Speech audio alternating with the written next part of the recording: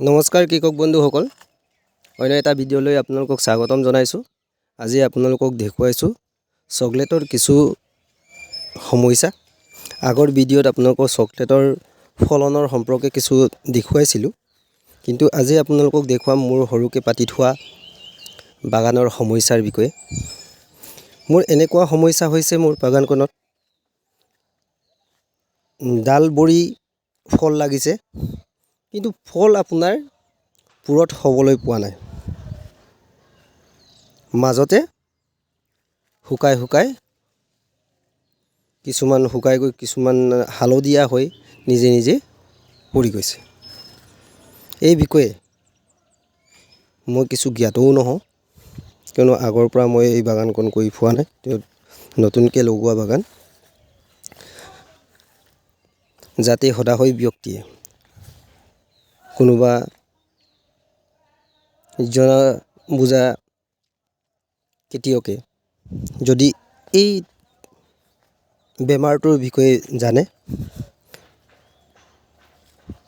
Please মোক কমেণ্টৰ যোগেদি কিছু পৰামৰ্শ দিব বুলি আশা কৰিছোঁ। এই পৰামৰ্শৰ দ্বাৰাই যাতেই এই শুকাই যোৱা সমস্যাটোৰ পৰা সমাধান পাম। এয়া আপোনালোকে চাই আছে, ইয়াত 2-3 বিধ চকলেট লগোৱা হৈছে। কিছুমানে একেবাৰে ডালবৰি গুটি লাগিছে, কিছুমানত কম লাগিছে। যিবোৰত বেছিকৈ গুটি লাগিছে তাতেই সমস্যাটো দেখা দিছে। কম গুটি লগাবোৰত সমস্যা কম।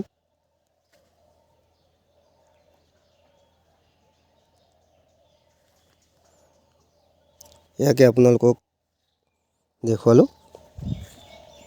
আপোনালোকে কমেণ্টৰ যোগেদি দিহা পৰামৰ্শ দিলে নথৈ সুখী হ'ম।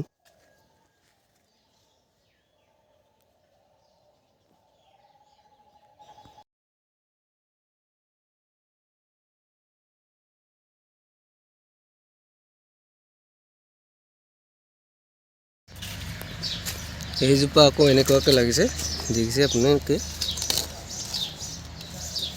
এনেকুৱাকৈ লাগিছে। ফলৰ চাইজ সিমানটো হৈ গৈছে।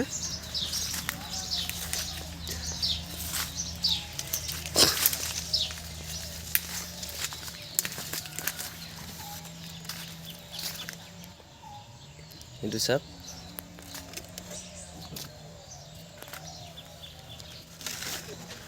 কিন্তু তাৰ মাজতে আপোনাক দেখুৱাইছোঁ, এনেকুৱাকৈ হালধীয়া হৈ, এইটো দেখিছে, এনেকুৱাকৈ হালধীয়া হৈ আপোনাৰ এইজোপাত পৰি আহিছে। এইটো চাওক, এই চিষ্টেমত আপোনাৰ এনেকুৱাকৈ হালধীয়া হৈ পৰি গৈছে। হ'লেও এইজোপা ৰৈছে।